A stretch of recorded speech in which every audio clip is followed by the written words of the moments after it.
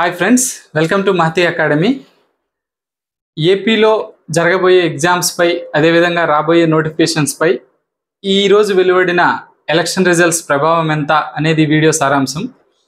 అయితే మొదటిగా ఆంధ్రప్రదేశ్లో అఖండ విజయాన్ని సాధించిన తెలుగుదేశం, జనసేన, బీజేపీ కూటమికి అభినందనలు తెలియజేసుకుంటూ అసంఖ్యాకమైన నిరుద్యోగుల ఆకాంక్షలను దృష్టిలో ఉంచుకొని వీలైనంత తొందరగా ఏపీ మెగా డిఎస్సి, అదేవిధంగా police constable and SI recruitment, అదేవిధంగా గ్రూప్ 1, గ్రూప్ 2 లాంటి ఉద్యోగాల నోటిఫికేషన్లు అతి తొందరగా ఇస్తుందని ఆశిస్తూ, అయితే జరగబోయే త్వరలో ఆల్రెడీ డేట్స్ అనౌన్స్ చేసిన వివిధ రకాల ఎగ్జామ్స్, ఆన్గోయింగ్ ఎగ్జామ్స్ పై ఈ ఎలక్షన్ రిజల్ట్ ఎలా ఉంటుందనేది ఈ వీడియోలో చర్చిద్దాం.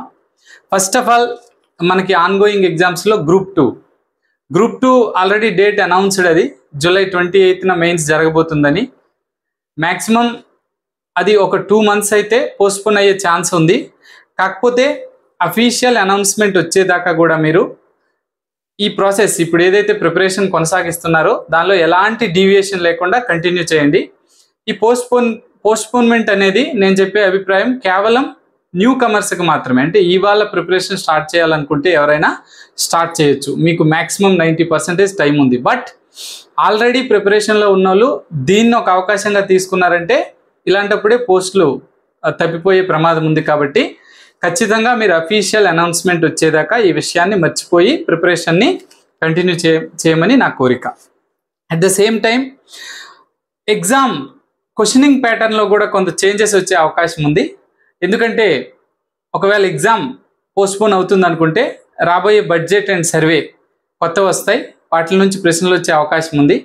అదేవిధంగా ఎగ్జామ్లో కొంచెం కాన్సెప్ట్ ఓరియంటెడ్ కూడా ఎగ్జామ్ క్వశ్చనింగ్ అనేది ఉండబోతుంది. కాన్సెప్ట్తో పాటు అంటే కరెంట్ అఫైర్స్లో ఇప్పట్లా మరీ మూలాలకు పోకుండా కరెంట్ అఫైర్స్లో వెరీ అంటే ప్రామినెంట్ ఇష్యూస్ ఏవైతే ఉన్నాయో వాటికి సంబంధించి టాప్ టు బాటమ్ స్టేట్మెంట్స్ రూపంలో క్వశ్చన్లు అడుగుతూ కాన్సెప్ట్ ఓరియంటెడ్లో క్వశ్చన్స్ నడిచే అవకాశం ఉంది. అదేవిధంగా ఏపీ ఎకానమీ, ఏపీ రిలేటెడ్ ఇష్యూస్కి సంబంధించి వెల్ఫేర్ క్వశ్చన్స్ నుంచి ఒక టర్న్అవుట్ తీసుకుంటూ ఈ పాలసీ మేకింగ్ అంటే ఎకానమీ పాలసీ కానీ ఇతర పాలసీ మేకింగ్ పైన, ఆ పాలసీలోని ఇష్యూస్ పైన క్వశ్చన్స్ అడిగే అవకాశం ఉంది. సో దానికి బీ ప్రిపేర్గా ఉండండి.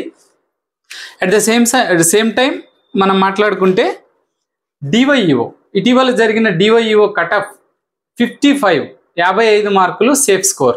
55 ఎవరికి వస్తాయో వాళ్ళు హ్యాపీగా ప్రిపేర్ అవ్వచ్చు.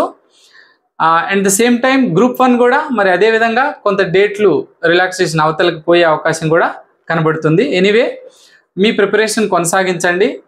నెక్స్ట్ ఇయర్ మనకి గ్రూప్ 2 నోటిఫికేషన్ కూడా వచ్చే అవకాశం పక్కా ఉంది. ఈ లోపలే టీచర్ రిక్రూట్మెంట్ టెస్ట్ జరుగుతుంది. సో ఈ వచ్చే కాలాన్ని సద్వినియోగం చేసుకుంటూ మీరు మంచి ఉద్యోగంలో స్థిరపడాలని కోరుకుంటూ థ్యాంక్ యూ వెరీ మచ్.